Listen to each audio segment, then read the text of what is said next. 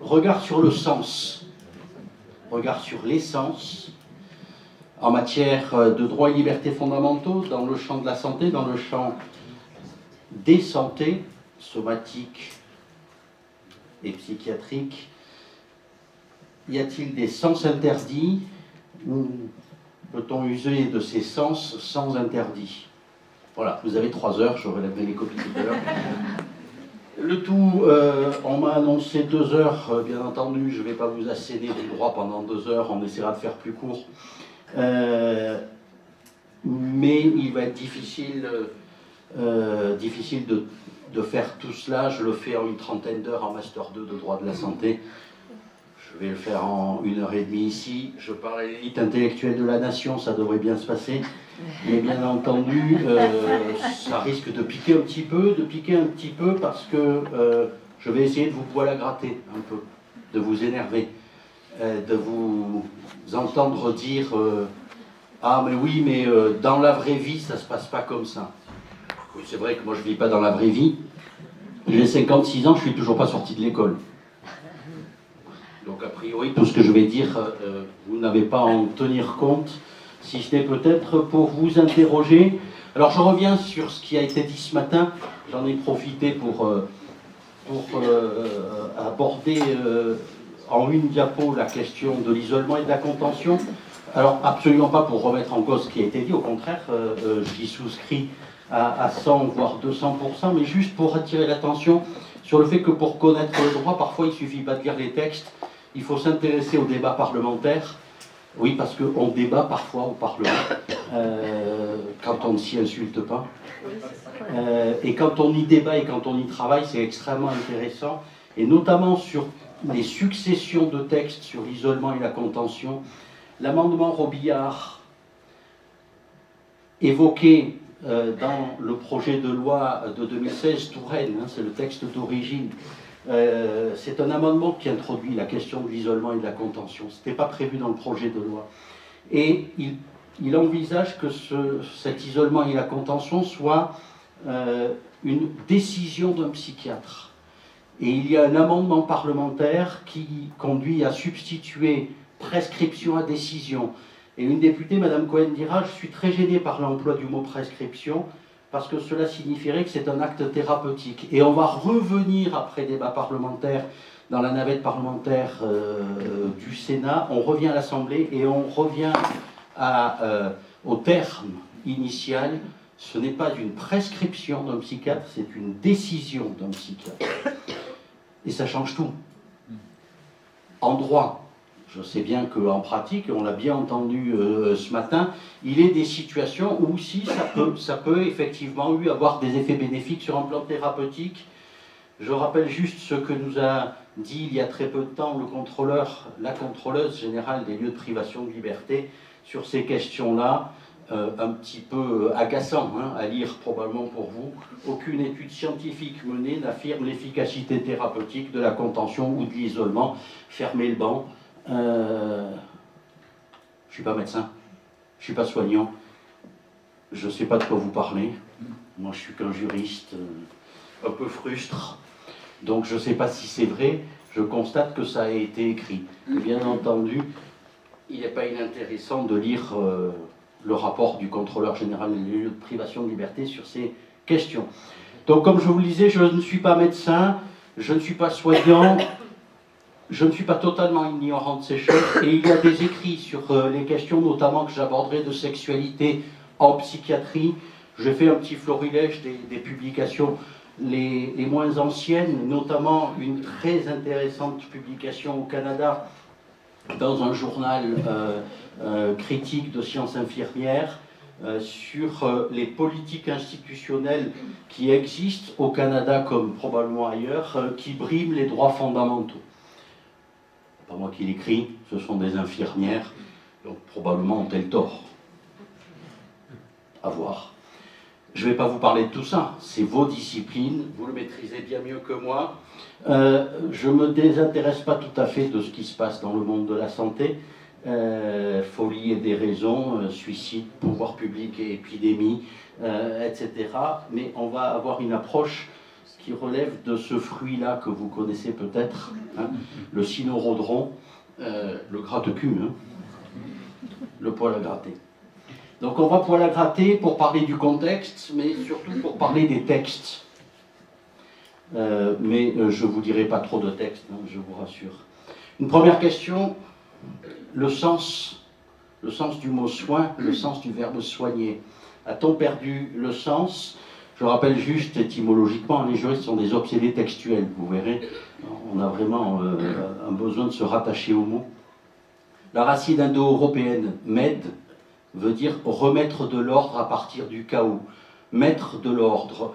Les gens d'ordre font de la médecine avec des médicaments, mais ils font aussi de la médiation ou de la méditation.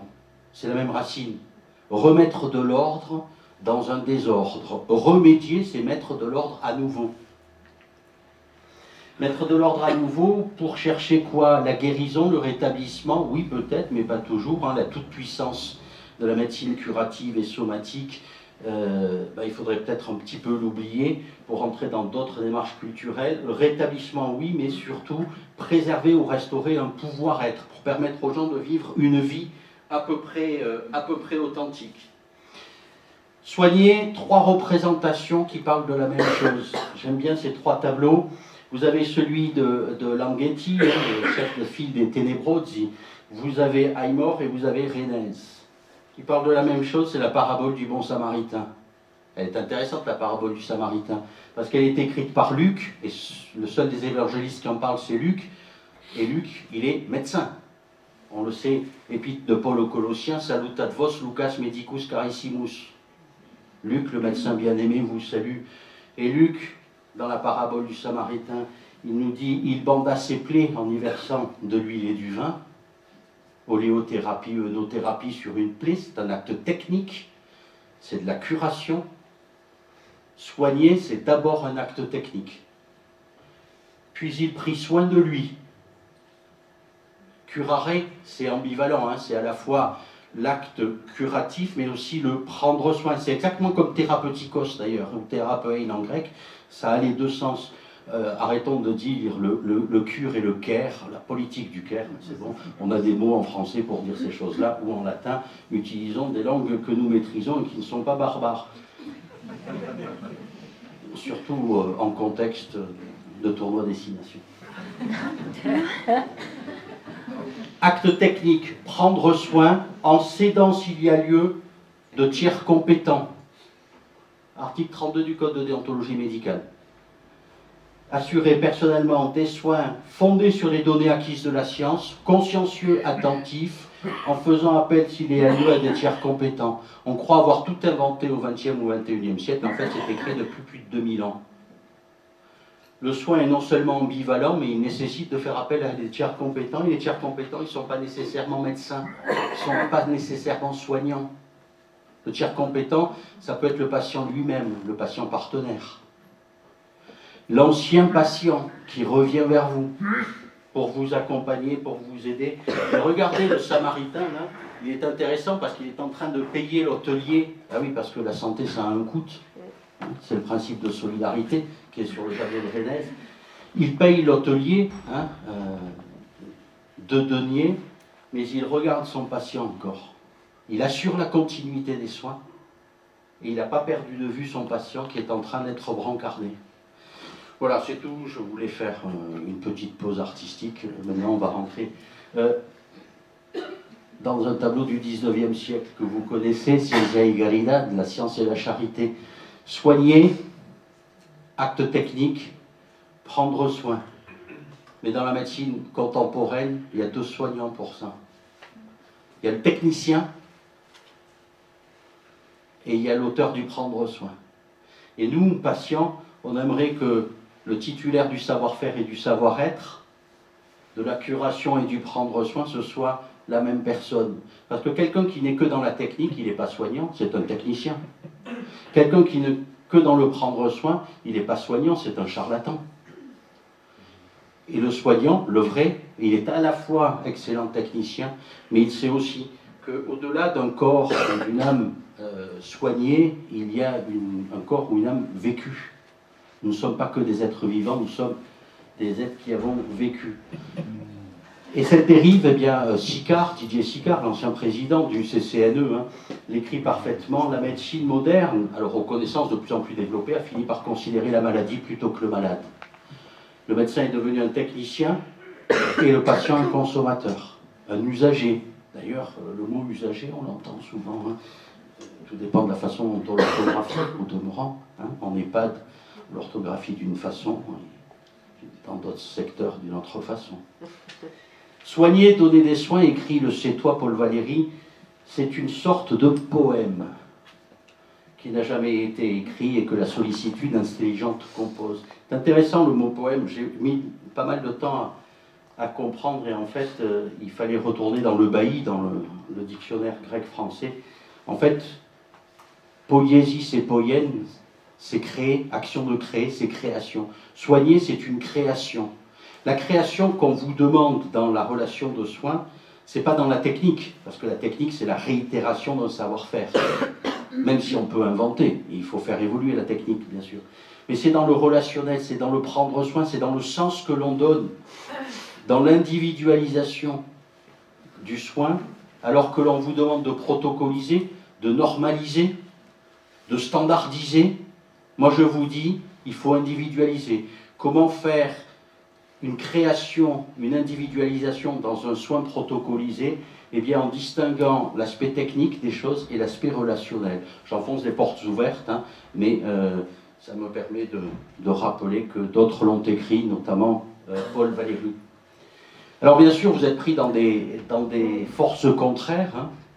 On vous demande à la fois de respecter les droits et libertés fondamentaux, mais en même temps, il y a une routine professionnelle qui s'instaure, un confort professionnel, une pénurie de moyens, une pénurie de ressources humaines. Et puis quand les contraires ne sont pas parfaitement équilibrés, vous le savez, hein, même si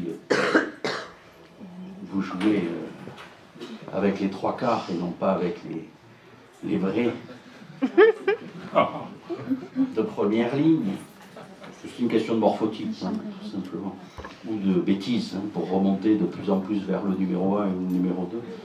Il faut vraiment avoir quelques neurones en moins. Quand on a les forces contraires non équilibrées, ça casse. Ça casse, et quand ça casse, ça peut faire très mal. Alors on vient de loin, hein. Sur ces questions-là, le temps fut longtemps à l'obéissance, c'est ce qu'écrivait Henri de Mondeville, c'est ce qu'écrit Molière aussi. Le moyen pour le chirurgien de se faire obéir de ses malades, hein, obédite perché devete obedire, obéissez parce que vous devez obéir.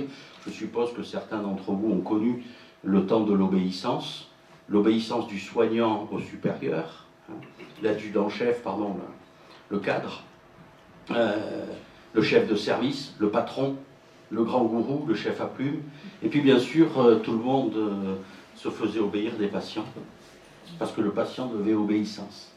Le patient devait obéissance tout simplement parce qu'il n'était pas à même de consentir. Dans la recherche d'une éthique médicale, le professeur Porte, on est au milieu du XXe siècle, Louis Porte, président du Conseil national de l'ordre des médecins, écrit « Le consentement éclairé du malade n'est qu'une notion mythique que nous avons vainement cherché à dégager des faits. » 1954, imaginez ce qui s'est produit en 60 ans, en 70 ans, c'est une véritable révolution. On est passé d'une logique de devoir des soignants à une logique de droit des personnes. Les devoirs des soignants n'ont pas évolué. Ils ont juste changé de nature et cette nature change tout. Vous devez faire ou j'ai droit à ce que vous fassiez, ce n'est pas tout à fait la même chose. Et donc on va essayer de décliner cela en disant si on y prend garde, on va retourner là où on a débuté. Alors vos patients peut-être, mais méfiez-vous parce que vous, quand vous serez en EHPAD ou en USLD gériatrie, le lit à barreaux, il est pour vous. La chaise pour manger attachée, elle est pour vous. Et puis, moi j'ai été élevé par une maman qui me tenait en laisse comme ça. Il paraît que j'étais turbulent. Oui, enfin à la campagne, on risquait quand même pas grand-chose. Hein, mais j'étais jamais à plus de 3 mètres. Et puis quand j'allais trop loin, ça revenait. Aujourd'hui, on parle d'interdire les dispositifs de closier étrangleur pour les chiens. Le monde a un petit peu évolué, mais les techniques n'ont pas peut-être évolué. Enfants, nous venons, enfants, nous tournons, avec ces paroles qu'on peut parfois entendre quand on est malade. Hein. Vous aimez bien tout ce qui est bon, c'est très mauvais. Ce que vous ne devez pas manger, nous le savons mieux que vous. Bon, alors bien sûr, hein, c'est la grande vadrouille, c'est le cave se rebiffe, tout ça n'existerait pas, on n'est plus dans l'infantilisation du patient, on n'est plus dans le fait passif, fait pas ça. Mais enfin, analysons nos comportements. Moi, je ne remets jamais en cause un protocole à partir du moment où vous vous interrogez sur votre protocole. Voilà un verbatim d'un jeune adulte handicapé dans une formation où il y avait les professionnels et les usagers dans la même salle et où je parlais de la non-applicabilité de la loi E20 dans le médico-social. Il dit, c'est très intéressant ce que vous me dites, mais moi, mes cigarettes, c'est l'éducateur qui les a. Soustraction frauduleuse de la chose d'autrui. Si nous avions un juge d'instruction dans les parages, ça pourrait chercher loin. Donc s'interroger sur le sens des mots, voilà un directeur d'un centre hospitalier spécialisé, vous voyez ce que c'est, qui me dit l'introduction d'un certain nombre de denrées, caramel, bonbons et chocolat, c'est de la contrebande. De la contrebande. Alors je suis allé chercher dans le dictionnaire de l'Académie, c'est quoi la contrebande? Importation clandestine de marchandises dont l'entrée est prohibée ou dont on n'a pas acquitté les droits de douane. C'est qui le douanier ici? Pour savoir si j'ai le droit de passer en fraude un certain nombre de bonbons, de chocolat, de clopes, de pastis. Ah non, c'est mauvais pour la santé. Oui. On en rediscutera. Je ne suis pas en train de dire qu'avant c'était mieux. Je pense qu'avant c'était pire.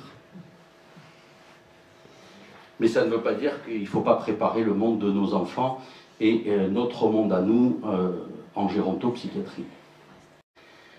Avant, c'était pas mieux, d'ailleurs, les expressions parlaient d'elles-mêmes. Hein. Fou à lier, fou à attacher, ou fou à délier, en tout cas c'est ce que nous a dit Pinel. Hein. Fou à lier, fou à délier, une question. Que fait la norme ici? Que fait ici le droit? Alors on sait ce que Talleyrand Périgord lui a répondu. Il fait que vous y êtes. Il fait que vous y êtes parce que le droit, je ne parle pas de judiciarisation, je parle de juridicisation. Le droit a un petit peu envahi votre paysage. Hein. Moi j'en suis tout à fait satisfait. Ça me donne du travail. Et je pense que ce n'est pas prêt de s'arrêter. Que fait le droit ici? Il fait que nous y sommes. Il fait que nous y sommes à condition de bien distinguer différents types de normes. Vous connaissez ces instruments de torture, là? Vous en souvenez, hein? CE1, CE2. Norma, l'équerre, Regula, la règle. Ce sont des instruments de mesure géométrique. Et quand on a voulu mesurer les rapports sociaux, à Rome notamment, on a utilisé des mots de la géométrie pour les appliquer aux rapports de la vie des hommes entre eux. Norma et Regula, ce sont des instruments de mesure. On mesure la vie des hommes en société, on pose un certain nombre de règles de vivre ensemble, de chemins pour vivre ensemble. Chemin en latin, limes, limitatis, limite. Les limites ne sont pas des barrières, ce sont des chemins. Le sens des limites, c'est ce qui permet de vivre ensemble, de cheminer ensemble. Une limite, ce n'est pas fait pour nous empêcher de faire, c'est nous permettre de faire en communauté. Et poser des limites, c'est pas poser des interdits. Mais toutes les normes qui nous gouvernent dans une vie en société, toutes ne sont pas des règles de droit, même si parfois on a tendance à les confondre. On a parfois tendance à les confondre. Je vais parler un petit peu d'éthique, je parlerai beaucoup de droit. Juste pour rappeler quelques fondamentaux. Le sens des valeurs. Premier impératif en éthique, vous vous en souvenez, l'impératif de justice. L'impératif de justice, c'est l'égal accès aux soins nécessités par son état de santé sur l'ensemble du territoire. Article L 1110-1 du Code de la santé publique. Égal accès de toute personne aux soins nécessités par son adjectif possessif, état de santé. L'égal accès aux soins, c'est aussi l'égal accès à l'exercice de ses droits et libertés fondamentaux en institution. Égal exercice des droits et libertés, est-ce que cet objectif d'égalité a du sens? Oui, à condition qu'on ne confonde pas égalité et égalitarisme. Parler d'égalité en éthique, c'est pas envisager l'égalité de savoir. Jamais les patients, jamais les profs de droit n'en sauront autant que vous sur votre discipline. Vous avez l'épistémé, l'impéria et la techné. Pourquoi j'ai rajouté ça? Parce que ce matin, l'une d'entre vous a évoqué justement on nous enseigne trop de choses et on ne fait pas assez confiance à l'expérience. Le savoir, il est composé de 3 composantes. Il y a le savoir livresque, l'épistémé, l'épistémion, la science. Il y a l'impéria, l'expérience, et le cumul de l'épistémé et de l'impéria, ça permet d'acquérir la techné, la technique, le savoir-faire. Et si vous n'avez que l'expérience, vous avez une compétence, vous n'avez pas une qualification. Si vous n'avez que la science, vous n'avez pas le savoir-faire.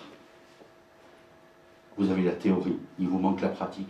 Le savoir, c'est la combinaison des 3.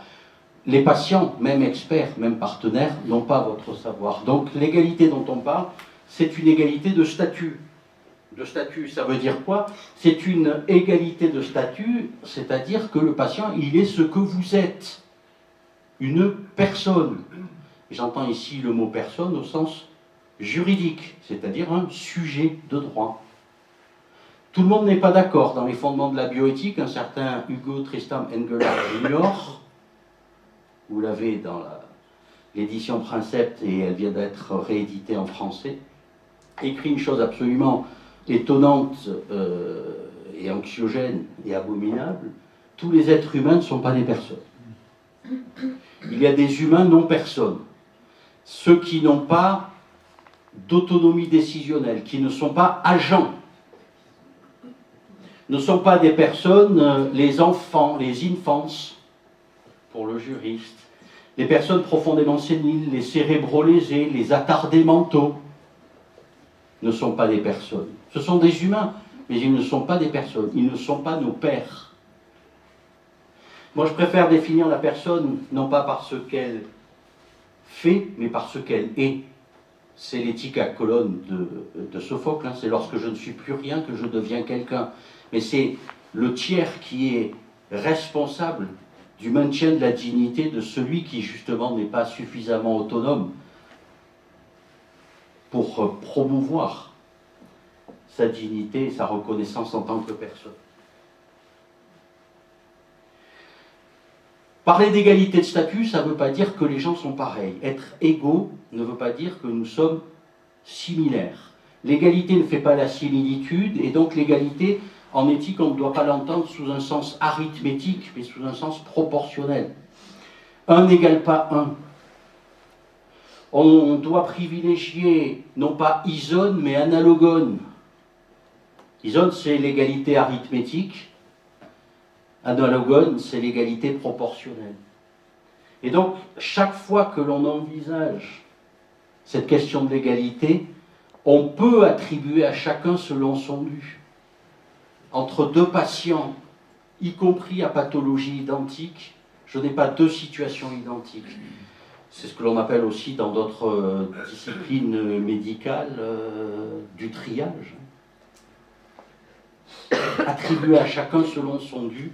Nous sommes égaux, certes, mais nous ne présentons pas une similitude. En gros, il appartient à l'éthique de dire ce qui peut être. On est dans la réflexion du champ des possibles. On va passer au droit qui est le champ du souhaitable. On passe du possible au souhaitable en passant de l'éthique au droit. Le droit qui est une norme et un mécanisme d'encadrement du fait social, disait ce monsieur qu'on appelle Émile Durkheim, qui a un petit peu écrit sur le suicide, par exemple. Émile Durkheim dit « Le droit est un mécanisme d'encadrement du fait social ». De quel fait social allons-nous parler? Est-ce que l'on parle du soin, de traitement, de guérison, de sécurité, de protection, de la protection de la personne, de la protection des tiers, de la protection de la société? Oh, comme ils sont bien chez vous, plutôt que en liberté. Alors, pour lancer un peu plus avant les débats, on va essayer, si ça marche.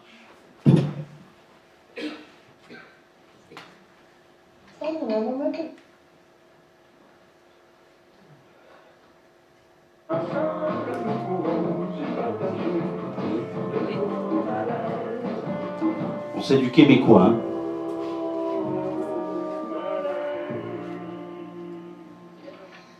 On est ici pour parler d'une problématique récurrente, les problèmes sexuels de Marc. Ça fait plusieurs fois qu'on se rencontre pour parler de ça. On sait tous, je pense que mon frère aime ça avoir une blonde puis faire amour avec. Puis on sait que ça va difficilement arriver dû au fait qu'elle a son accident. Néanmoins, le centre désire en parler avec la famille, mais aussi avec Vincent, qui est sexologue, afin de voir les solutions possibles. Ouais, les solutions, on n'a pas 36. Là. On vient toujours à la même possibilité pour combler son désir d'avoir du sexe, ben c'est d'engager une fille de joie. Hein. Certes, mais il y a des problématiques liées à cette perspective-là. Hein? Légalement, s'il devait arriver quelque chose. Hein? Parce qu'il faut que Marc soit toujours accompagné. Hein? C'est pas Peggy qui va être avec lui quand ça va arriver. Ça, là, non seulement c'est illégal la prostitution, mais c'est immoral. Ben, tu vois, moi, ce que je trouve immoral, c'est qu'on empêche Marc d'avoir du sexe depuis 15 ans. Il y a Vincent qui va nous proposer des solutions. Vincent? J'ai pris connaissance du dossier. Marc occupe une grande partie de ses pensées à désirer coucher avec une fille. En passant, moi aussi. On m'a dit que Marc joue un peu de guitare, qu'il aime faire du vélo, qu'il aime le cinéma et le billard. Si on répartit ses activités dans un horaire bien établi, il va canaliser son énergie vers des activités qu'il aime. Par le fait même, ça va diminuer son désir d'avoir une relation sexuelle. Toi, fais-tu l'amour, toi? Pardon? Toi, des fois, fais-tu comme l'amour? Parce que moi, je fais ça. Moi, je fais du ski, je joue au tennis. Puis je fais aussi l'amour. Puis quand même, tu m'ajouterais un cours d'initiation de l'heure séchée, parce que c'est quand même beau, là. Il faudrait quand même que je fasse l'amour. Comme je disais, c'est important de transférer son énergie vers les loisirs et l'activité. Oui, non, regarde, ton graphique, il est beau, là, c'est vraiment bien. Puis peut-être que ça fonctionne à l'université, puis tout ça, puis dans tes livres. Mais dans la vraie vie, ça marche pas ton affaire, là. Tu parles de vélo, mon frère, quand il voit un vélo, il imagine une fille tout nue. S'il joue de la guitare, ben, c'est dans le but de se poigner des filles. Merci, Vincent. Mais moi, je trouve ça très bien. L'activité physique. Bon, on se retrouve devant la même dilemme. Hein, Martin, vous seriez pour le fait que Marc couche avec une prostituée. Nous, ben, on trouve qu'il y a des risques. Ça va à l'encontre de notre politique. Ça ne pourra pas se faire en résidence non plus. Il y a un protocole, on ne peut pas impliquer le personnel. J'en connais peut-être une. Une femme qui travaille au CLSC. J'ai fait des recherches parce que... Mais je trouve ça difficile, moi aussi, de le voir souffrir. Wow. Merci beaucoup, Peggy. Merci. Je vais la rencontrer. Merci. Si je comprends bien, mon programme de transfert d'énergie ne sera pas mis à l'essai. T'as bien le compris.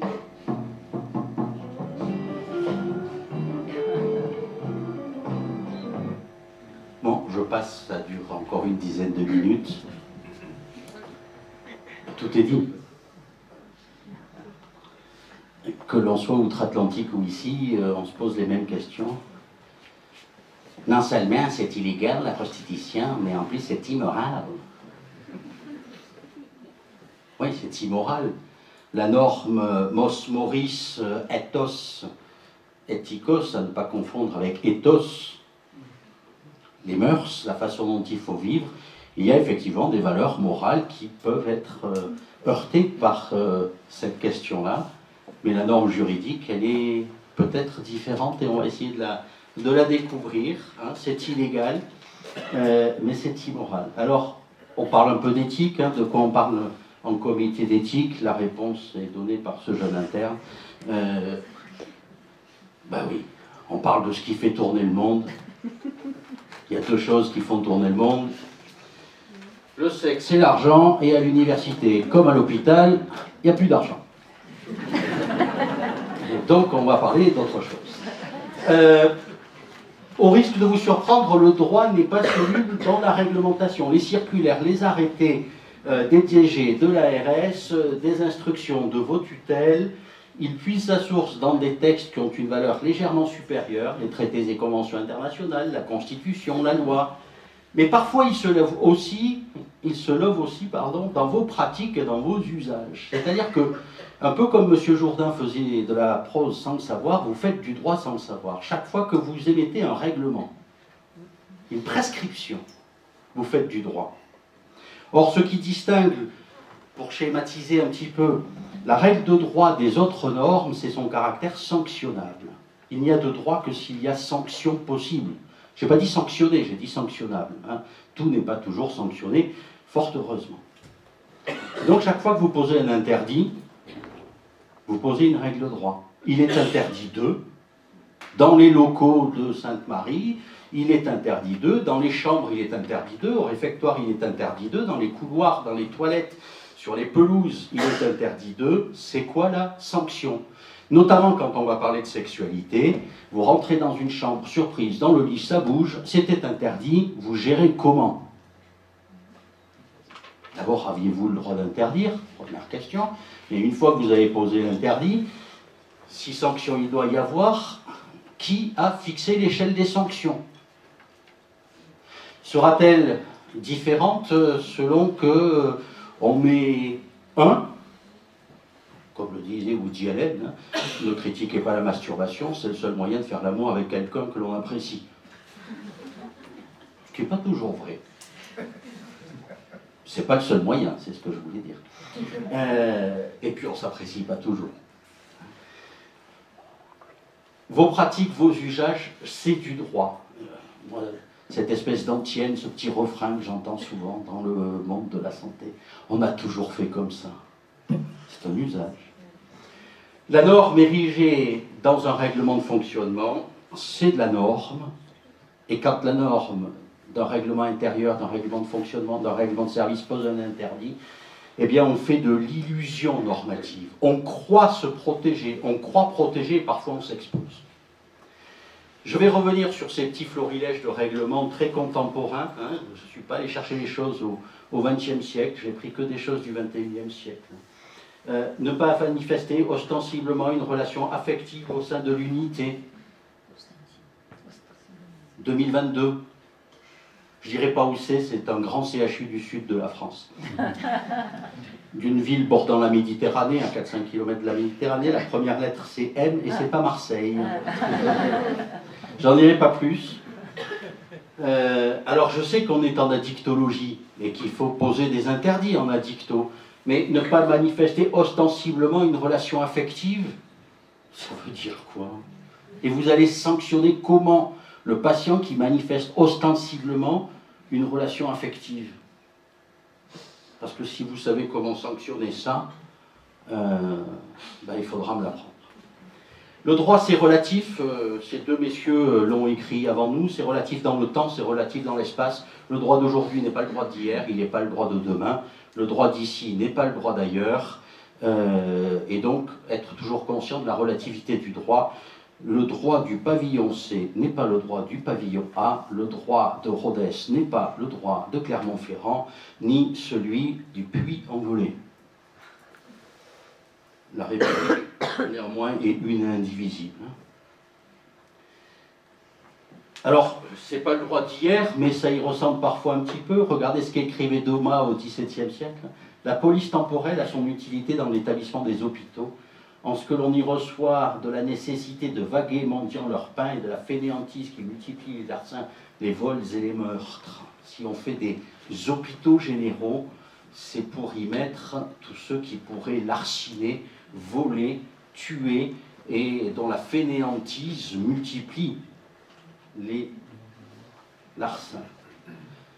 Alors, les liens entre hôpital et prison, bien entendu, ne sont pas nouveaux, mais les pratiques, j'ai pris des arrêts un peu anciens, 1998, à l'orée du 21e siècle.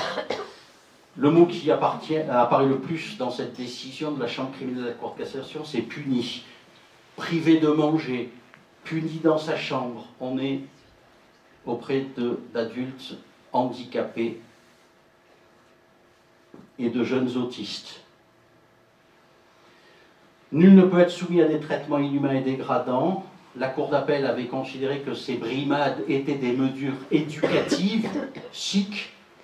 La Cour de cassation rappelle que ne peuvent constituer des mesures éducatives des traitements dégradants imposés à des êtres humains. La Chambre d'accusation a méconnu le texte susvisé. Non, on ne punit pas un patient. On ne punit pas un résident. Et quand on est dans cette démarche-là, on s'interroge sur ces représentations. Donc revenons aux fondamentaux du droit. Quelques fondamentaux du droit. D'abord, on ne pêche pas dans le vivier. On ne chasse pas le gibier captif. C'est pas de la chasse, c'est du sport. On ne tire pas sur du gibier d'élevage. On ne tire pas du gibier d'élevage. Donc on ne touche pas aux patients. C'est tellement évident que ça a été rappelé déjà par Hippocrate, dans quelques maisons que j'entre, j'y entrerai pour l'utilité des malades, me préservant de tous méfaits corrupteurs, surtout de la séduction des femmes et des garçons, libres ou esclaves. Même l'esclave, je n'ai pas le droit de le pécho. Donc c'est tellement évident que je ne vais pas y passer la moitié de la journée. On ne pêche pas dans le vivier, je crois que c'est clair pour tout le monde. Donc les fondamentaux. Alors les fondamentaux, je ne sais pas où j'ai trouvé là, ce petit pictogramme. C'est intéressant. On va faire comme si c'était ici. Et on va s'arrêter sur quelques fondamentaux. Respect et dignité. Ok, donc la dignité qui est une notion quand même qui est plus intuitive que définie, elle est perçue. Autonomie, très intéressant, compétence, bienveillance, innovation. Je garde dignité, autonomie, bienveillance. En fait, en droit, nous avons un problème de conflit de principes, un conflit, peut-être même plus que de principes, un conflit de valeurs. Soit on considère que le système de droit est fondé, construit à partir d'un principe cardinal qui est la liberté-autonomie. Liberté-autonomie que vous avez dans vos fondamentaux. En dernier, non, en avant-dernier. Soit on considère que le système de droit est fondé sur le principe cardinal de dignité. C'est fondamental de régler cette équation-là. Le choix du principe de liberté-autonomie permet de tout faire dans la limite de l'engagement de sa propre responsabilité et du dommage causé à autrui. Tout ce qui ne cause pas d'un dommage à autrui, je peux le faire. Liberté-autonomie. Le choix du principe de dignité soumet la liberté-autonomie à la dignité. Je ne peux pas tout faire parce que mon comportement pourrait porter atteinte à la dignité de l'être humain. Même si je suis libre, même si je suis d'accord pour faire ça, je ne peux pas tout faire, parce que ça peut porter atteinte à la dignité, non pas à la mienne, mais à la dignité de l'être humain. C'est l'arrêt Morsan-sur-Orge, 1995. Le nain, la personne de petite taille est d'accord pour être projectile dans une boîte de nuit pour crétin aviné. Parce que c'est si drôle de jeter un nain. Moi, j'ai souvent vu des deuxièmes lignes jeter des numéros 9, mais c'était pour le bien public. Là, c'est pas pour s'amuser dans une boîte de nuit. On lance un nain. Et le nain, il est d'accord parce qu'il préfère vivre de ce salaire. Il n'y a pas de saut métier, il n'y a que de sottes gens, plutôt que d'une allocation d'adulte handicapé. Mais répond le Conseil d'État, peu importe que vous soyez d'accord, que ça n'atteigne pas votre perception de votre dignité. Ce type d'activité porte atteinte à la dignité de la personne humaine. Et objectivement, il faut l'interdire. Le choix du principe de dignité, objectivement entendu comme principe cardinal, permet de limiter la liberté individuelle. Selon que vous êtes dans dignité ou dans autonomie, vous avez mis dignité au-dessus d'autonomie, je suppose que ça a été pensé, c'est que pour vous, comme pour le droit français dans sa majorité, la dignité permet de limiter l'autonomie, la liberté autonome. Sauf que nous vivons dans une société où ces principes peut-être se fissurent. D'abord parce qu'il y a une relativité de la dignité objectivement entendue. Moi je vois bien un morsan sur orge, je n'ai pas le droit de le jeter un nain. Par contre j'ai le droit de regarder une émission de télé stupide où on a affublé une personne de petite taille du nom si amusant de passe-partout. Et ça ne porte pas atteinte à la dignité de la personne humaine. J'ai pratiqué le noble art qui consiste quand même à essayer de provoquer une perte de conscience sur son adversaire. Je regarde des téléréalités comme Born in the Wild, accouché à l'état de nature entre deux glaçons en Alaska, ou magique, cette émission Ik wil Tokind dans la télé belge flamande, de personnes qui ne se connaissent pas, mais l'algorithme a dit que ça matchait, on va faire par AMP naître un enfant pour tester la coparentalité. La dignité, c'est quand même un peu une valeur relative aujourd'hui. Et effectivement, il y a deux approches radicalement opposées, différentes de la dignité, selon qu'on envisage la dignité exigée par la personne, respecter ma dignité, ou la dignité attendue de la personne, n'ayez pas ce comportement, parce que c'est une atteinte à la dignité de la personne humaine. Donc c'est à vous de mettre le curseur un petit peu où vous voulez, mais dans ce conflit de valeurs et de principes, aujourd'hui, les choses bougent. Ah, je suis libre de est en train de se substituer le j'ai droit à. Et être libre de faire quelque chose, soumis au principe de dignité, ou avoir droit à ce quelque chose, c'est pas tout à fait la même occurrence. Et vous l'avez entendu, notamment auprès des jeunes générations, et je ne fais pas partie de ceux qui trouvent qu'ils sont moins intéressants que la génération d'avant, ils sont différents. On entend beaucoup « j'ai droit à », alors que ma génération était plutôt de dire « je suis libre de ». Mais être libre d'eux, c'est être conscient que la liberté a des limites, que l'autonomie a des limites, alors que quand j'ai droit à, c'est mon droit, c'est mon corps, et je fais ce que je veux. Oui, Madame Cagole. Alors, fissuration des principes, parce que l'épicentre des débats se déplace en fait. Le modèle était ancré dans la dignité, objectivement entendu, il est en train de se déplacer sous l'effet d'aspiration sociale, certains diraient sociétale, au nom des principes de liberté, d'autonomie, d'égalité, de respect dû à la vie privée. J'ai droit à, c'est mon droit, c'est mon choix.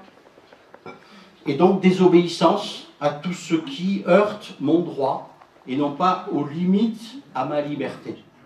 Je peux accepter des limites à ma liberté quand je suis dans une démarche de liberté-autonomie. Je n'accepte pas l'atteinte à mes droits quand je pense que le paradigme est j'ai droit à. Et donc, ces revendications sociales nouvelles conduisent à remettre en cause la primauté de la dignité, et c'est essentiel sur ces questions de sexualité. Alors, on est bien sûr confronté à des injonctions paradoxales, y compris dans le droit. J'ai pris un texte du Code de l'action sociale et des familles, pour vous montrer les injonctions paradoxales. Aux bénéficiaires de la prise en charge sont assurés le respect, total respect, de sa dignité, de son intégrité, de sa vie privée, de son intimité, de son droit à aller et venir librement. Et puis là, juste entre intimité et aller et venir, au sens propre comme au sens figuré, il y a une liberté d'aller et venir. J'y reviendrai. On doit aussi lui garantir sa sécurité. Comment préserver la sécurité en maintenant une liberté? En faisant un juste équilibre. Sauf que ce juste équilibre, très souvent, les établissements, les personnels, les familles préfèrent privilégier la sécurité aux libertés. Pourquoi les établissements, les services préfèrent la sécurité? Parce que l'accident, le col du fémur, la chute, la défenestration, le suicide, c'est l'engagement de la responsabilité. L'atteinte à la vie privée, l'atteinte à l'intimité, personne pratiquement ne fait de procès. Et dans un bilan coût-bénéfice, il vaut mieux privilégier la sécurité aux libertés. Et je trouve ça triste. Parce qu'il faut bien se dire que nous finirons tous en institution.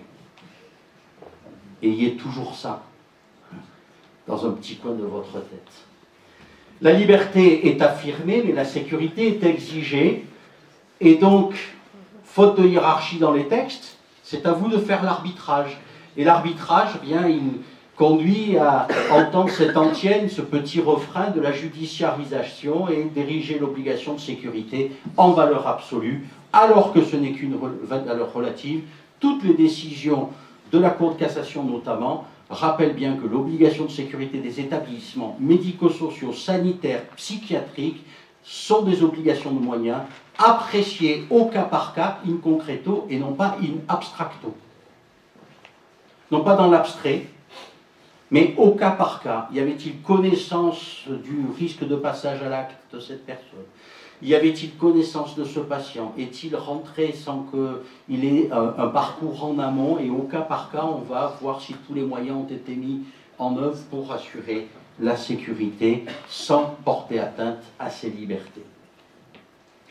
Et si on y prend garde, on peut très rapidement dériver vers, non pas une bienfaisance, mais vers une malfaisance, ou plutôt une maltraitance. Et je rappelle que la maltraitance, ce n'est pas un concept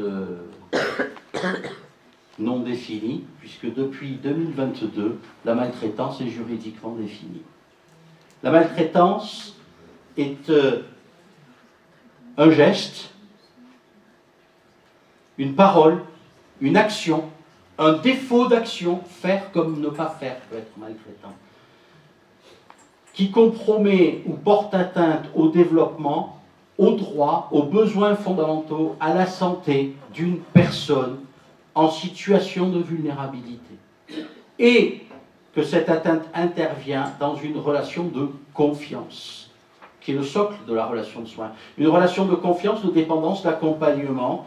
Elle peut être ponctuelle, durable, intentionnelle, non intentionnelle, individuelle, collective, institutionnelle. Relation de confiance. C'est dangereux, la confiance. Vous vous souvenez? Scar? Et confiance.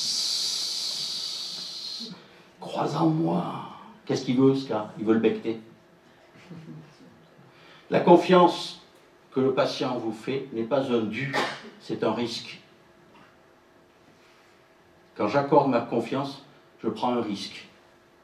Je prends le risque, par exemple, que vous mettiez mes libertés fondamentales sous le boisseau au nom de la sécurité. Je rappelle qu'en soins psychiatriques avec consentement, les patients ont les mêmes droits que tout patient hospitalisé pour une autre cause. C'est pas moi qui le dis, c'est le peuple français. La loi est l'expression de la volonté du peuple souverain. Dispose des mêmes droits liés à l'exercice des libertés individuelles que ceux qui sont reconnus aux malades soignés pour une autre cause. Que je sois dans le somatique ou dans le psychiatrique, j'ai les mêmes accès à l'exercice de mes libertés. Est-ce que j'ai le droit de manger gras, salé, sucré à l'hôpital en somatique? Oui. Check, pareil. Est-ce que j'ai le droit de pécho Simone? Oui. Check. René? Oui. René et Simone? Oui. On peut jouer au petit train électrique, vous pouvez faire la locomotive, le tandem ou le wagon de queue. C'est à vous de voir où vous vous situez. Ubi lex non distinguit, nec nos non distinguere debemus. Si la loi ne distingue pas, il n'y a pas lieu de distinguer. La loi ne distingue pas le somatique, le psychiatrique, il n'y a donc pas lieu de distinguer. Ah oui, mais chez nous, ça ne se passe pas comme ça.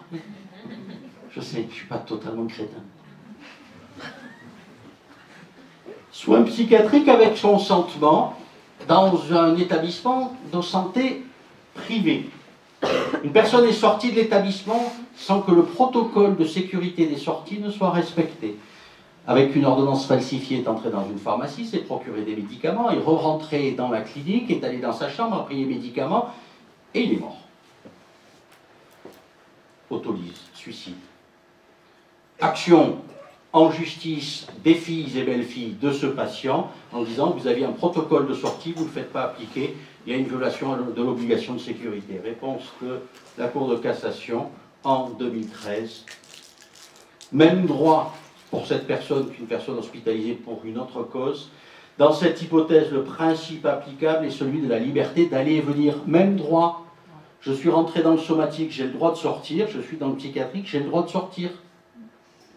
Le principe applicable, c'est la liberté d'aller et venir. Il ne peut être porté atteinte à cette liberté de manière contraignante par voie de protocolisation des règles de sortie de l'établissement. Ne partez pas.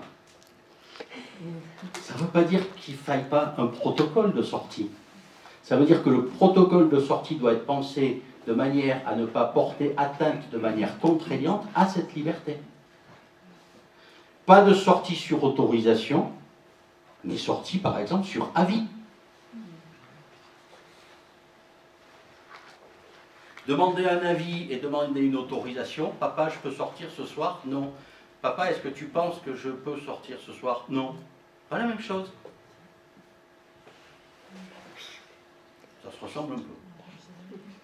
Donc c'est parfois un peu artificiel. On nous entend pas. Faut lui J'ai donner. déjà usé les pipes. Ouais, je pense. Il faut lui Je donner. parlerai plus fort s'il faut. Ah mais non, mais il y en a un autre. Sinon, je suis pas. Il faut les échanger. Voilà. Bien sûr, oula. Là, il y en a 2-3 qui se sont réveillés.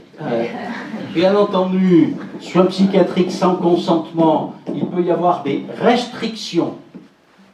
Pas des privations, des restrictions. À quoi? Non pas à la jouissance des libertés, mais à l'exercice des libertés individuelles.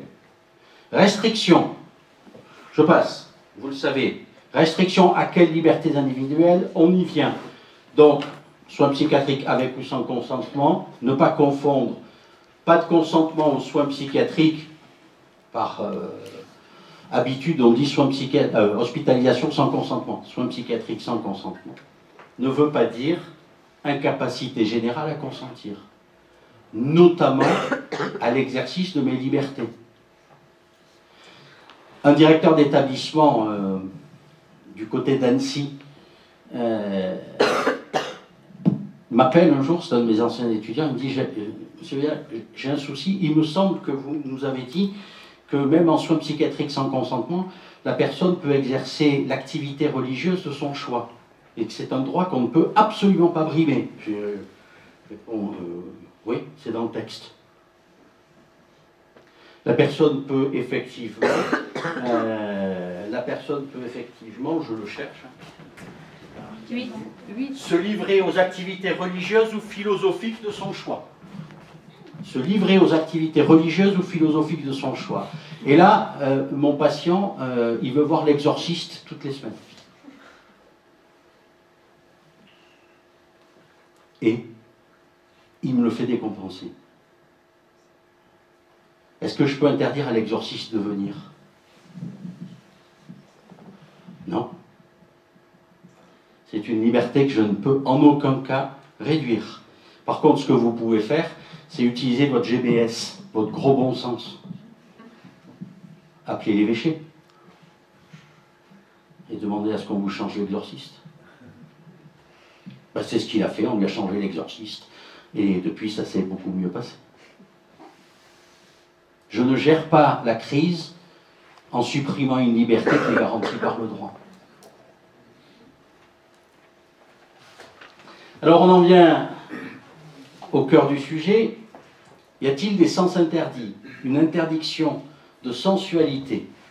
Alors, vous aurez remarqué dans cet alphabet, il manque 2 lettres. Je vous laisse relire l'alphabet. La première, c'est Q. La seconde, c'est X. Donc, histoire classée X, nous allons parler de Q. De lecture, Vie sociale numéro 38, et je ne résiste pas à vous conseiller de relire de mon passant le lit 29, hein, qui est une petite nouvelle très intéressante. Sens interdit. Monsieur Viala, il faut arrêter de fumer. Il faut arrêter la chasse biliaire en fin de repas, de manger gras, salé, sucré, de consommer des excitants et de faire du sport de haut niveau. Je risque d'arrêter le médecin. L'interdit pourrait bien me pousser à la transgression. Surtout si on m'assène tout ça d'un seul coup. Donc le sens des mots, le sens de l'annonce, l'accompagnement dans l'annonce, notamment lorsqu'il est question de liberté fondamentale, c'est important. Alors ce dont on va parler, ce n'est pas que du cinéma, mais c'est aussi du cinéma. Et je vous engage à revoir ou à voir certains de ces films. Bien sûr, nous avons tous une pensée émue pour Miss Rachel. Vous vous souvenez de Miss Rachel dans Vol au-dessus d'un nid de coucou, l'infirmière chef, la vilaine Miss Rachel, celle qui dit à Billy Bibbit, qui vient d'avoir une relation sexuelle tarifée avec une prostituée qui a été amenée par Jack Nicholson, délinquant sexuel, pédocriminel, qui se fait passer pour fou, peut-être, on ne sait pas, mais qui a été extrait de maison d'arrêt et qui a amené 2 prostituées dans l'établissement. Et Billy Bibbit, le jeune Billy Bibbit, a eu une relation sexuelle, Miss Rachel l'apprend, et elle dit à Billy, mon seul souci, Billy, est de savoir comment votre mère va prendre ça. Elle le vous voit. Et il se met à pleurer en disant, et à bégayer, ne dites pas à maman. Est-ce que tu n'aurais pas dû y penser plus tôt? Vous, tu. Qu'est-ce qu'il fait Billy? Il se tranche les veines. Jack Nicholson agresse Miss Rachel et il est lobotomisé. On écrit de plus en plus, on en parle de plus en plus, on fait de plus en plus de formations. Sur le terrain, je ne suis pas certain qu'on pratique de plus en plus. Donc il y a un moment, comme vous pourriez me le dire, il faudrait passer de la théorie à la pratique. Hein? Ce qui vaut pour moi, vaut peut-être aussi pour vous.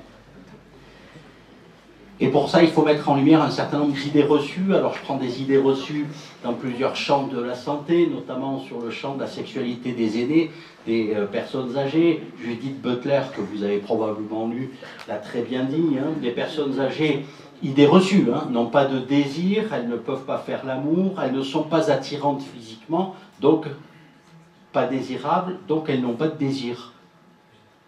C'est bon. Je ne suis pas gérontophile spécialement.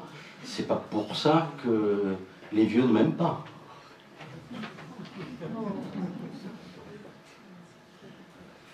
Donc en fait, ça ne marche pas comme ça. Hein. Donc ça n'est pas parce que je ne désire pas quelqu'un que ce quelqu'un n'a pas de désir. On est d'accord. Pareil pour les personnes en situation de handicap intellectuel, Alain Jamy le disait bien, hein, on se méfie des handicapés mentaux qui sont soit des anges, soit des bêtes. Des anges parce que les anges, comme vous le savez, n'ont pas de sesque, et les bêtes parce que les bêtes ont une pratique qui est dissociée des sentiments, voire du plaisir. En tout cas, c'est ce que pensent les êtres humains. Ce sont des anges ou des bêtes, les handicapés. Hein. On n'est pas des anges, mais ça ne veut pas dire qu'on soit des bêtes. Non. Et tout ça conduit à une illusion de la norme, à créer une illusion de la norme. Juste une illusion. J'avais dit que je chanterais, mais je n'ai pas ma guitare.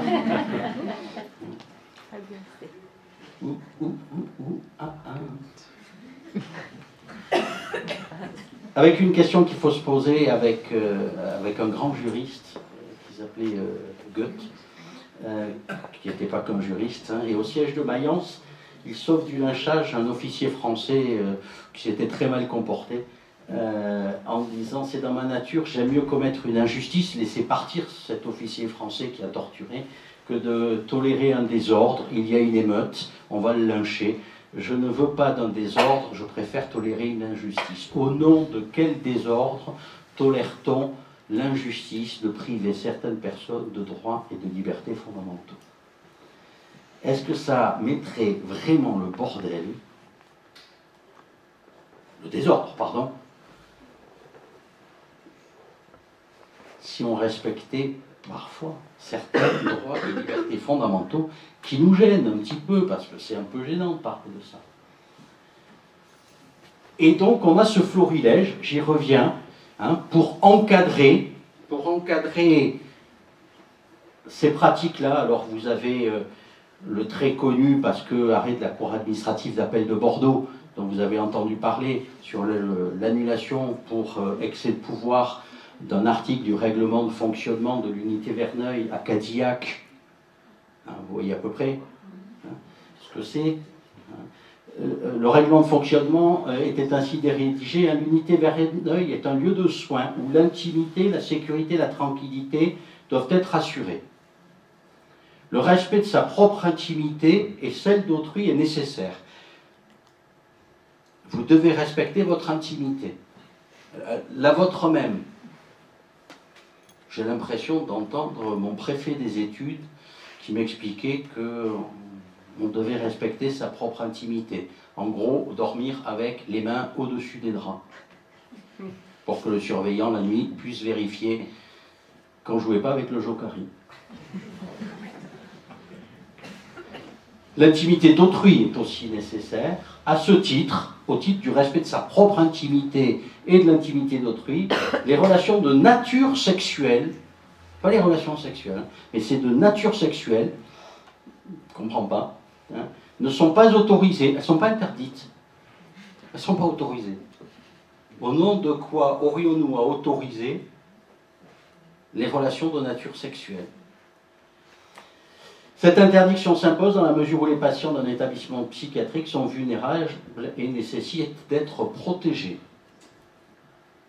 Démarche de sécurité, tout à fait légitime, c'est un impératif qui conduit à supprimer l'exercice possible d'une liberté fondamentale. C'est peut-être justifié pour certains patients.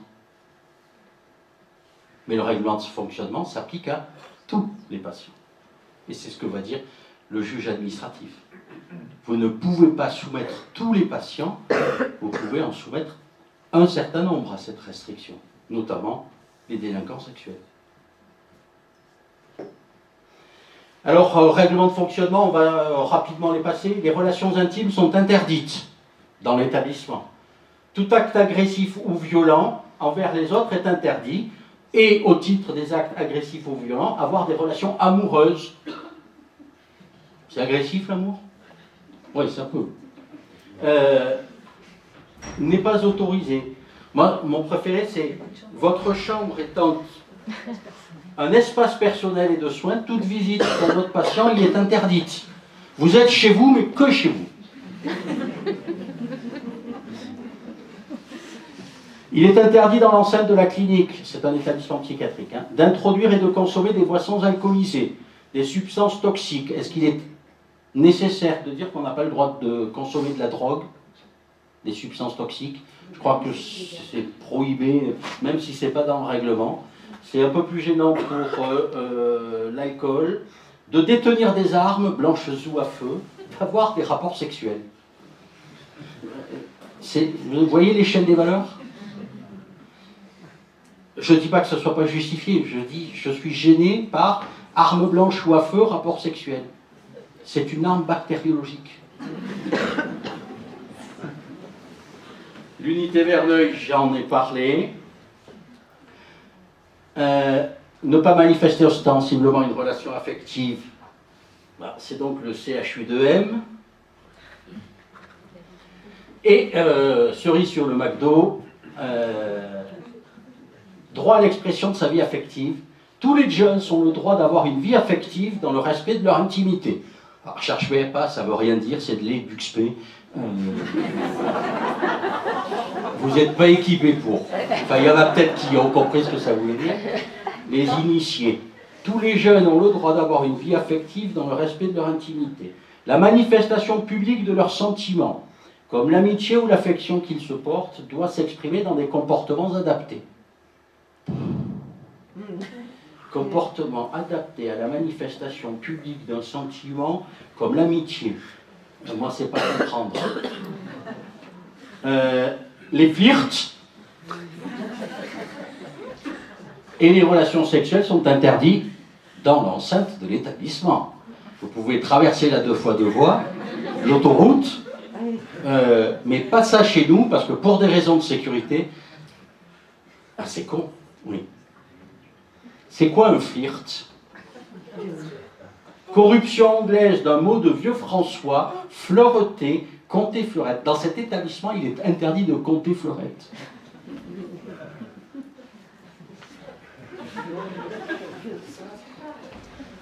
Donc on y va direct, hein, à fond. Oublie les pâquerettes et...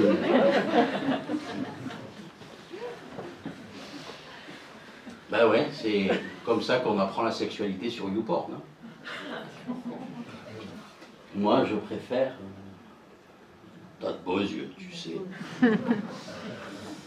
Et donc, peut-être que plutôt que de poser des interdits, il faudrait envisager d'enseigner, d'éduquer, d'apprendre le corps, pour éviter que Titeuf la prenne tout seul, et peut-être pas seulement avec Ken et Barbie. C'est vrai que les cours d'éducation sexuelle, si vous avez eu les mêmes que moi, ça m'a pas formé aux travaux pratiques.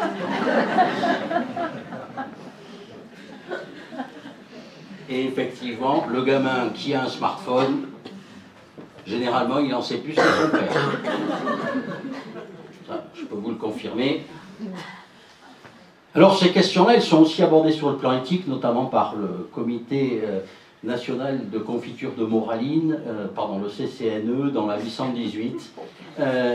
Pas de sexe sans amour. Oh. Ce que cherchent les personnes en situation de handicap est une relation interpersonnelle plus souvent désirée que la sensation sexuelle en elle-même. On ne saurait parler de sexualité sans souligner l'importance des liens affectifs et de la relation amoureuse. Ouais, parfois. Vie sexuelle et vie affective sont fortement associées. La revendication des personnes handicapées est avant tout d'accéder à cette vie affective. Mon cul, oui. Moi, tous les handicapés avec qui je travaille, ce qu'ils veulent, c'est du cul. Hein, parce qu'ils savent très bien que la relation affective, ils l'auront jamais. En même temps, ils ressemblent à un tétard, qu'est-ce que tu veux. Donc, il y a un moment, moi j'appelle ça de la confiture de moraline. Il faut arrêter de nous prendre pour des jambons et peut-être commencer à être un peu sérieux. Et si ça nous gêne, on n'en parle pas, on n'est pas obligé de faire de l'éthique. Hein. Alors on va voir les textes. Les textes, ils garantissent le respect de sa vie privée. C'est dans le Code civil, c'est dans le Code de l'action sociale et des familles, c'est dans le Code de la santé publique, et c'est bien entendu aussi dans l'article 8 de la Convention européenne de sauvegarde des droits de l'homme et des libertés fondamentales. Et le mot important ici, c'est ça. Ce qu'on protège, c'est pas la vie privée. C'est mon, ton, son, ma, ta, sa, mes, tc, nos voleurs, notre, votre, leur, adjectif possessif. Vous vous souvenez? Et ma vie privée. C'est pas l'article défini, c'est un adjectif possessif qui est dans les textes. La vie privée, c'est très relatif. Vous avez les latrinae de Vaison-la-Romaine. Hein. À Vaison-la-Romaine, on fait ça ensemble. On partage tout. À Sochi, village olympique de Sochi, pareil. Hein, on partage tout. Non mais c'est dingue. Comme quoi c'est surprenant. Mais on n'a pas tout à fait cette approche-là. Je passe sur la pudeur dans le soin. Excellent ouvrage collectif dirigé par Bruno Pi, pour parler de sexualité. Juste sur la pudeur, hein, le plus important c'est la feuille de figuier. C'est important, là. Oui, c'est pas une feuille de vigne, hein. Si vous relisez la jeunesse, c'est une feuille de figuier, c'est plus grand. Sacré Adam. La feuille de figuier, elle protège votre pudeur, elle suscite le désir. Et la pudeur, si à tout le monde, il faut savoir la vaincre et jamais la perdre, disait Secondat de Montesquieu. Et dans vos pratiques du soin, il faut savoir préserver la pudeur en la vainquant, sans jamais la faire perdre, parce que comme l'écrivait Kierkegaard, le Danois, on peut mourir de honte. Et on passe très vite de la pudeur à la honte, par les mots, par le regard, par l'attitude de l'autre. Je rappelle quand même que pour l'OMS, pour la HAS, pour le CCNE et pour le Haut Conseil de la Santé publique, la santé sexuelle est une composante de la bonne santé. Priver les gens de santé sexuelle, priver les gens de sexualité, c'est donc les amputer, au sens figuré, d'un pan de leur santé. Et j'en viens à la RECA et à des du 1er février 2005, Cour européenne des droits de l'homme, contre Grande-Bretagne. L'article 8 de la Convention, droit à la vie privée, au respect de sa vie privée et de la vie familiale, protège le droit à l'épanouissement sexuel. Oh, l'épanouissement sexuel. Que ce soit sous la forme du développement personnel ou de l'aspect de l'autonomie personnelle qui reflète un principe important. Ce droit à l'épanouissement sexuel implique le droit d'établir et d'entretenir des rapports avec les autres êtres humains, mais pour le moment on est entre êtres humains, on parlera de choses plus désagréables après, et le monde extérieur, en ce compris dans le domaine des relations sexuelles, qui est l'un des aspects les plus intimes de la sphère privée, et à ce titre protégé par cette disposition. Ça veut dire quoi? Ça veut dire que le droit au respect de la vie privée garanti par l'article 8 de la Convention européenne de sauvegarde des droits de l'homme et des libertés fondamentales est, entre autres, un droit à l'épanouissement sexuel. Et le terme épanouissement n'est pas inintéressant. Le terme épanouissement n'est pas inintéressant parce que vous allez le retrouver dans les codes français, notamment article 344.1.1 du Code de l'action sociale et des familles, personnes handicapées adultes, milieu de vie favorisant leur épanouissement personnel et social. Favoriser l'épanouissement, la réalisation de toutes les potentialités intellectuelles, affectives, corporelles, l'autonomie maximale. Favoriser l'épanouissement personnel et social de chacune des personnes. Épanouissement personnel. Épanouissement social. Alors on va un peu s'introspecter.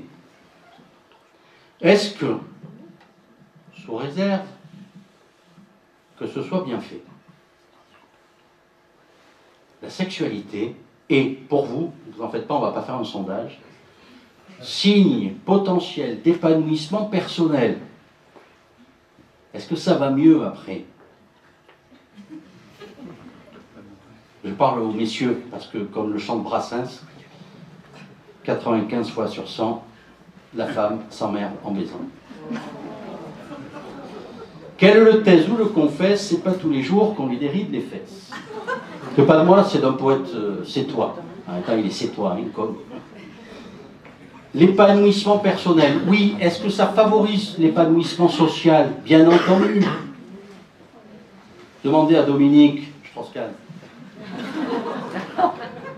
Épanouissement personnel, épanouissement social, c'est un des devoirs, c'est une des obligations dans le secteur du handicap.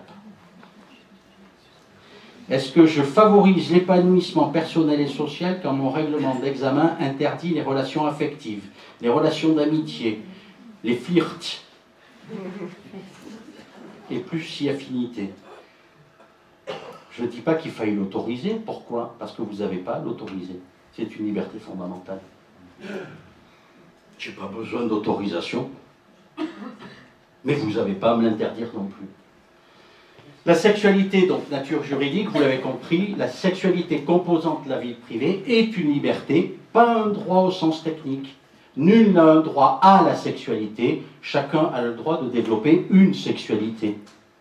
Je suis libre de, pas j'ai droit à. Le droit au logement est un droit opposable à l'État. Okay. Vous imaginez un droit opposable à la sexualité? Monsieur le préfet, et ma sexualité? Alors ça serait quoi? Un droit à la relation sexuelle, un droit à la jouissance, un droit au plaisir? Ah oui, effectivement, ça fait 2 mois que vous n'avez pas... On va vous indemniser, comme ça, avec l'indemnisation, vous pourrez aller en Belgique. Manger des gaufres. Ça n'a pas de sens, un droit opposable à la sexualité. Donc c'est une liberté. Chacun a une liberté, mais pas un droit à. En revanche, le respect de cette liberté composante de la vie privée est un droit. Je suis libre d'avoir une sexualité hétéro-homo, hétéromo, dans les limites de l'ordre public. Et si vous portez atteinte à une liberté, et donc vous portez atteinte à mon droit à la garantie de cette liberté. Ne vous en faites pas, c'est bientôt fini. La composante, donc, sexualité, c'est une liberté, pas un droit au sens technique, mais vous devez respecter cette liberté parce que j'ai le droit que vous respectiez ma liberté. Et c'est ce qui nous amène à la Cour administrative d'appel de Bordeaux en 2012. L'ingérence dans l'exercice du droit d'une personne à sa liberté, hein, cette ingérence ne peut être légale que si elle correspond à des finalités légitimes et qu'elle est adéquate et proportionnée au regard de ces finalités. Bien sûr que je peux porter atteinte à l'exercice de la liberté sexuelle en soins psychiatriques sans consentement avec hospitalisation à temps complet pour certains patients, à condition que cet interdit réponde à des finalités légitimes, ce soit adéquat, proportionné au regard de ces finalités. Par contre, l'ingérence à l'encontre de tous les patients de l'unité, cette ingérence n'est pas légale. C'est légal seulement à l'égard de certains, ça peut être prévu dans son protocole de soins, mais je ne peux pas le mettre dans le règlement intérieur, dans le règlement de fonctionnement de l'unité. C'est tout ce que dit l'arrêt de la Cour administrative d'appel de Bordeaux. Parce que la chambre, contrairement à ce qu'écrit Walter Scott, la chambre du patient, ce n'est pas le royaume du médecin. Hein. Votre chambre étant votre espace personnel de soins, toute visite de notre patient y est interdite. Faux. La Cour de cassation l'a dit, le Conseil d'État l'a dit. Dans sa chambre, le patient est chez lui. Et quand je suis chez moi, je reçois les visites que je veux. Hop, ça. Alors quel est le problème? Tout simplement que l'on associe sexe et risque. Le sexe, c'est risqué. Sexualité rime avec risque. Les risques, c'est les risques d'une relation sexuelle non consentie, les risques de grossesse, les risques d'affection sexuellement transmissible, le risque d'engagement de la responsabilité, le risque de proxénétisme par entremise. Et donc, si l'intimité est source de risque, il est commode de gérer le péril par l'interdit. Supprimer la sexualité, vous supprimez ces risques. Et là, vous êtes en train de donner une leçon aux juristes, on n'y avait pas pensé. Pour éviter les relations sexuelles non consenties, il suffisait de le mettre dans le code pénal. Et ça aurait empêché les relations sexuelles non consenties. Alors pour votre information, c'est dans le code pénal depuis à peu près 1810, et je crains que ça n'ait jamais empêché les viols. Donc c'est pas en créant de l'interdit que vous allez empêcher les choses. Peut-être même allez-vous provoquer la transgression. Face au désir, 3 solutions, nous écrit Bruno Pi. Négation-répression du désir, satisfaction hygiéniste de la pulsion. Ça, ce sont des aides-soignantes congréganistes qui nous ont appris ce que ça voulait dire, parce que nous, juristes, on n'avait pas tout à fait compris ce que ça voulait dire. En québécois, c'est une toilette aboutie. D'accord. Alors là, on les a coincés en disant, sur les hommes, oui, oui, et sur les femmes, c'est moins facile. Recours à la prostitution. Aucune de ces solutions n'est bonne. et chacune est hypocrite. Allez. Risque de grossesse. Il n'y a qu'à faire un nœud. Une ligature. Je vous rappelle, depuis 2001, texte modifié en 2020, article 21-23-2 du Code de la santé publique, on ne fait pas de chirurgie contraceptive, ligature des trompes ou vasectomie sur un mineur, c'est interdit. On peut le faire sur un majeur. S'il y a contre-indication médicale absolue aux méthodes de contraception ou impossibilité avérée de les mettre en œuvre efficacement. L'intervention doit être autorisée par le juge de tutelle. Le refus de la personne protégée fait obstacle à la saisine du juge. Avant même que le juge ne se prononce, si la personne majeure protégée refuse qu'on saisisse le juge pour savoir s'il va y avoir possibilité de ligature des trompes ou de vasectomie, on ne saisit pas le juge. Le juge se prononce après avoir entendu la personne concernée. Si elle est apte à exprimer sa volonté, son consentement doit être systématiquement recherché. Apte à exprimer sa volonté, ça ne veut pas dire apte à émettre un consentement et un discernement. C'est apte à s'exprimer. Il ne peut pas être passé outre le refus ou la révocation du consentement. Il ne peut pas être passé outre le refus. Donc on arrête les stérilisations forcées, arrêt stérilisé de Bordeaux, mais bien entendu, comme ça ne s'est jamais pratiqué en France, je ne vois pas pourquoi on en parle. Sexe risque, proscrire l'accès à une liberté pour se prémunir du risque qu'occasionne l'exercice de cette liberté, ça défie le sens commun. Privez-moi d'une liberté, vous allez, en tout cas pour ce qui me concerne, provoquer la révolte, l'insoumission, la transgression. Jean-Luc, sors de ce corps. Alors, sortez de nos lits, oui, mais pas de nos vies, parce que le respect de la liberté des personnes vulnérables, ce n'est pas le renoncement à l'accompagnement. Au contraire, ça vous interroge sur la possibilité d'une autonomie dans la dépendance. Pas mal, ça. Ça vous interroge sur la possibilité d'une autonomie dans la dépendance. Alors, moi, ce qui me paraît le plus curieux, c'est que la défiance institutionnelle à l'encontre, notamment de la sexualité, est ancrée dans un triptyque qui est dignité, intimité, consentement. Alors, comme l'écrit le rapporteur public David Katz dans l'affaire Cour administrative d'appel de Bordeaux, nous ne voyons pas en quoi la dignité de la personne serait préservée par l'interdiction qui lui est faite d'avoir des rapports sexuels. Au contraire, s'opposer à ce qu'une personne ait des relations de cette nature, c'est s'attaquer à sa dignité. Préserver l'intimité d'un patient, en particulier dans sa chambre, c'est lui permettre d'avoir des relations sexuelles, pas de les lui interdire.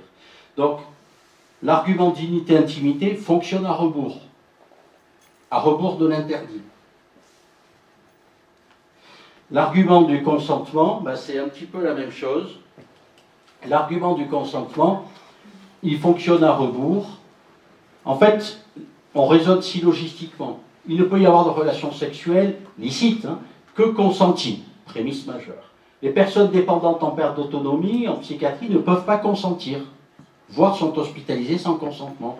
Donc, ces personnes ne peuvent pas avoir de relations sexuelles. Sauf que la prémisse mineure est fausse. Ce n'est pas parce qu'on est en perte d'autonomie qu'on est dépendant qu'on ne peut pas consentir. Reste à savoir ce qu'on appelle consentement. Est-ce que c'est clair pour vous, le consentement? Le consentement au TR.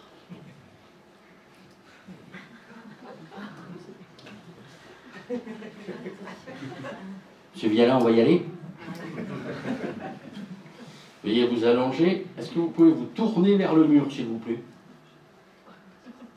Mais je ne vais plus vous voir, docteur. Oui, précisément. Tac. Vous pouvez baisser vos vêtements, vos sous-vêtements aussi. Je ne sais pas ce qui va se passer, mais je suppute qu'il va se passer un truc. C'est pas un viol. C'est pas un viol proctologique. Je n'ai pas dit que le viol gynécologique n'existait pas. Je dis, je n'ai pas expressément consenti aux 2 doigts coupe-fin, mais je savais que ça allait arriver.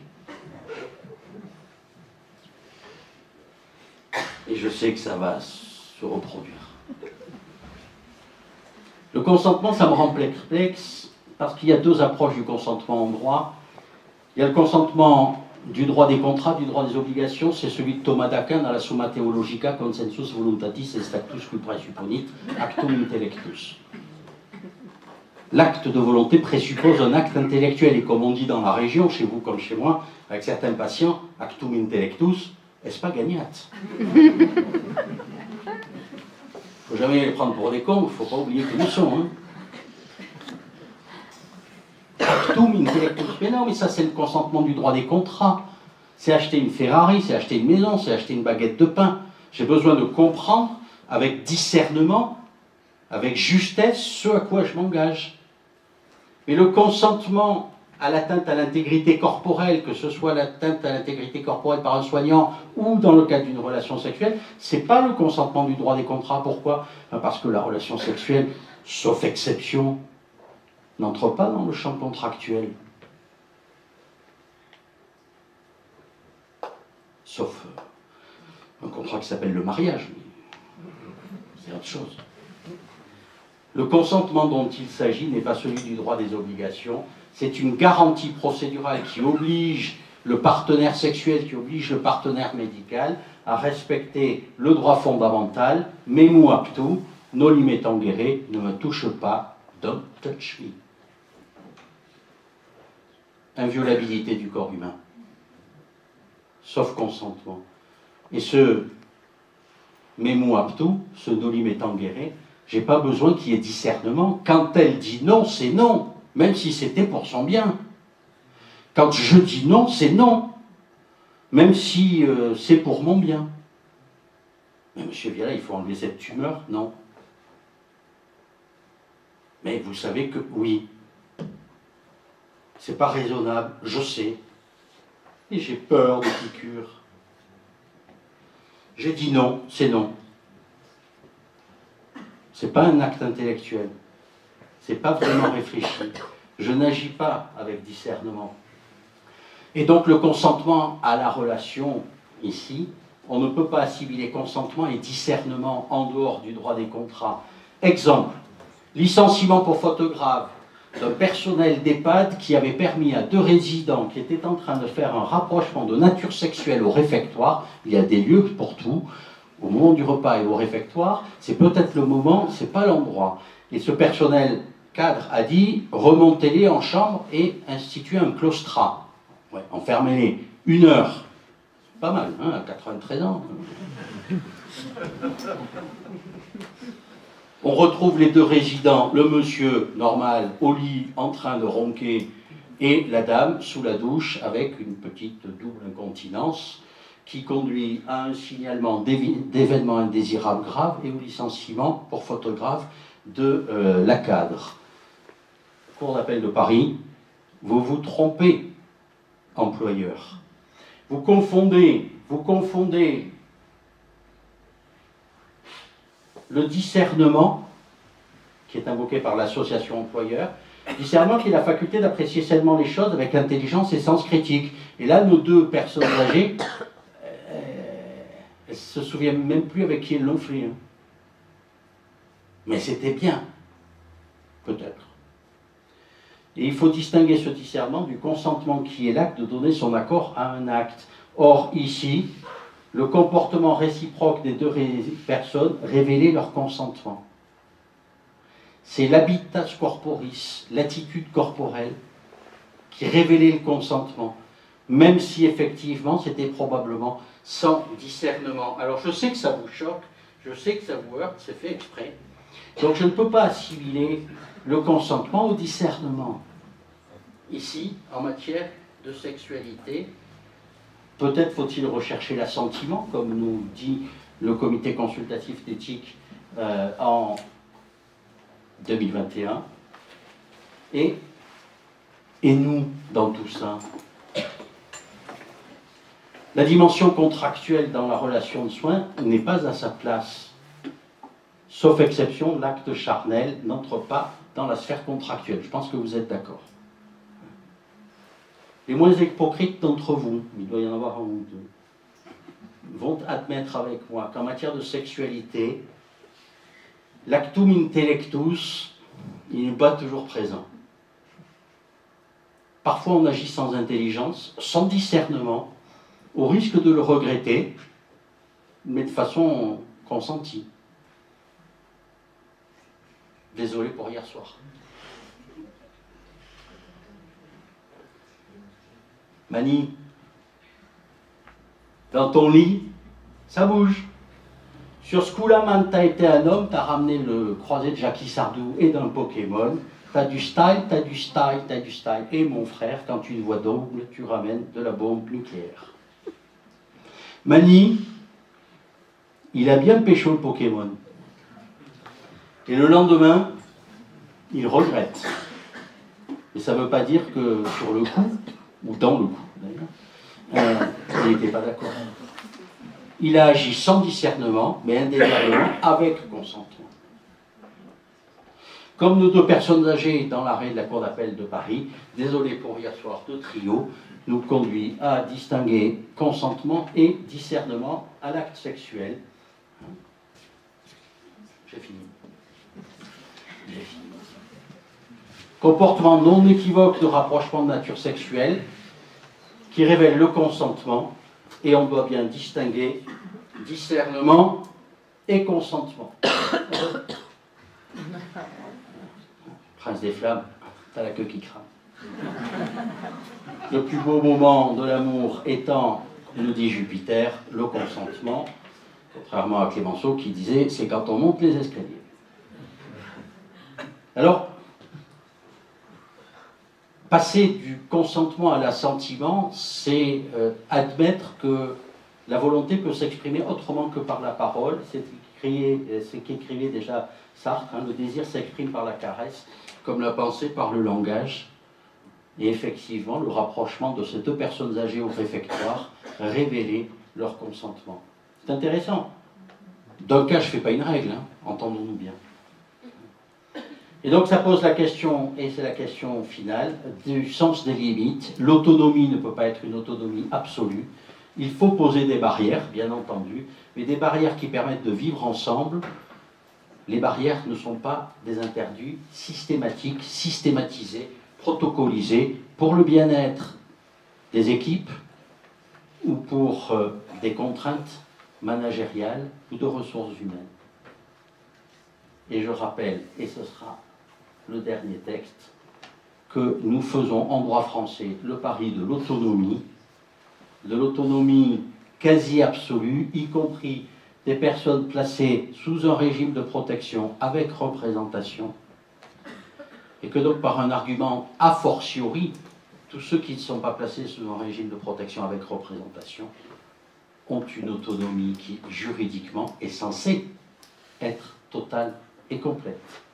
Et que même lorsqu'il y a représentation, la personne chargée de la protection du majeur ne peut pas, sans l'autorisation du juge ou du conseil de famille, prendre une décision ayant pour effet de porter gravement atteinte à l'intimité de la vie privée. Même si le tuteur n'est pas d'accord, même si maman et papa ne sont pas d'accord, mais enfin, notre fils ne va pas avoir de relation sexuelle. Votre fils, il a 56 ans, madame. Oui, mais c'est mon petit.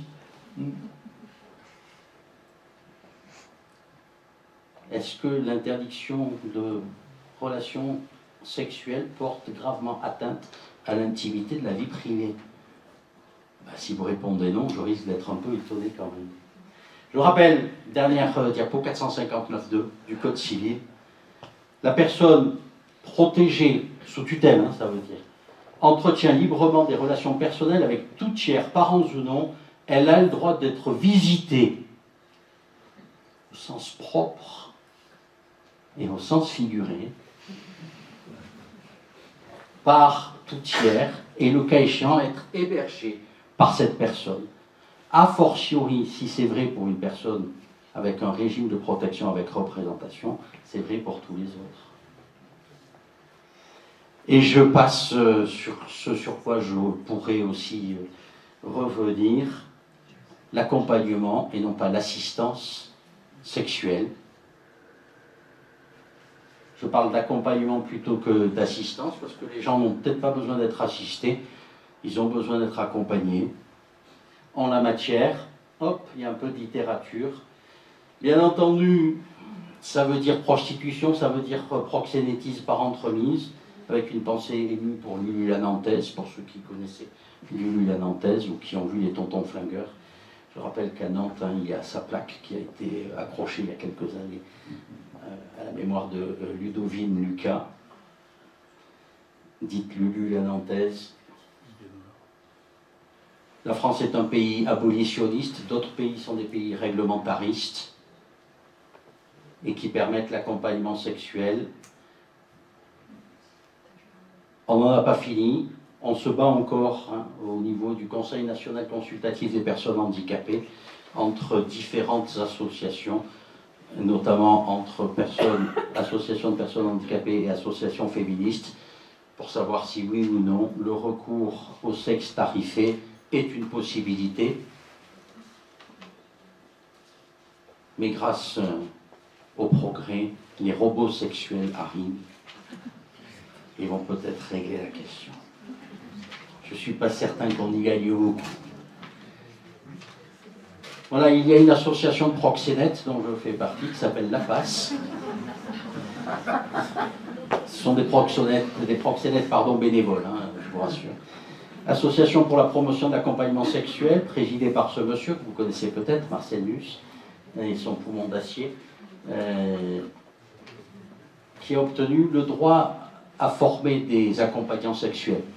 Alors bien sûr, on ne fait pas de proxénétisme par entremise, on ne met pas en relation, on forme des accompagnants, on forme des travailleurs du sexe à savoir comment aborder des personnes malades, des personnes en phase terminale, des personnes en soins psychiatriques, des personnes en situation de handicap physique, sensoriel ou intellectuel. Je ne m'en vante pas véritablement, mais je n'ai pas l'impression d'être un grand délinquant en disant cela. Il faudrait aussi parler de contraception, d'accès au cabinet et aux services de gynécologie, d'accès à l'assistance médicale à la procréation, d'accès à l'adoption. Mais bien entendu, tout ça n'est pas possible et donc nous allons finir par une chanson. Si j'ai trahi les gros, les joufflus, les obèses, c'est que je baise, que je baise, que je baise. Comme un bouc, un bélier, une bête, une brute, je suis hanté, le rut, le rut, le rut. Dernière chanson de Georges Brassens. Je vous remercie et je vous engage à relire ce poème de l'abbé Gabriel Charles de Lattaignant, Le mot et la chose. Madame, quel est votre mot? Et sur le mot et sur la chose, on vous a dit souvent le mot, on vous a fait souvent la chose. Ainsi, la chose et de la chose et du mot, vous pouvez dire quelque chose, et je gagerai que le mot vous plaît beaucoup moins que la chose. Car ce qui est vrai pour madame est probablement vrai pour vos patients. Il faut arrêter de dire le mot, et il faut peut-être, pour certains, leur laisser faire la chose. Je vous remercie.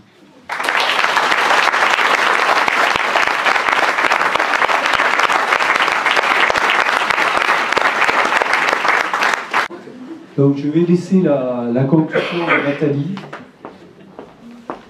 Merci.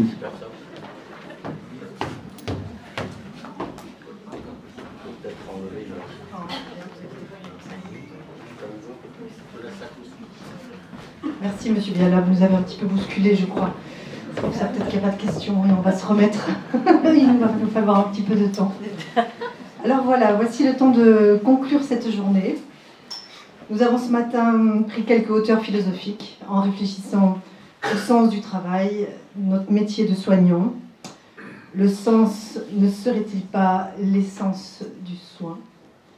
Sur le plan institutionnel et collectif, peut-être avons-nous à penser ensemble comment garder et transmettre notre enthousiasme à exercer ce métier.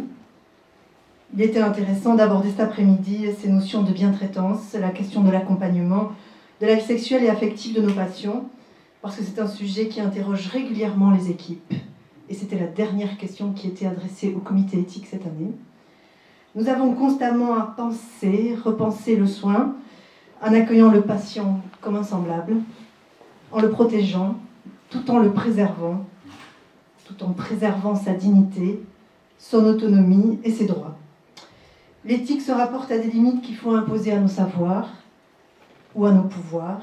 Elle se loge entre le possible et le souhaitable, entre l'idéalisme et le réalisme. Prendre soin est donc un travail d'équilibriste, mais un travail passionnant qui a du sens et qui est donc au cœur de notre métier. Alors avant de nous quitter, je souhaitais remercier à nouveau les intervenants de la journée, Monsieur Guiez, Madame Piscinin, Maître Gosset, Monsieur le professeur Boisseau, Monsieur le professeur Viala. Enfin, je souhaitais remercier Madame Brugnionesque, notre directrice, de nous avoir permis d'organiser cette journée. Merci à Eric Taroux d'avoir animé cette journée avec moi.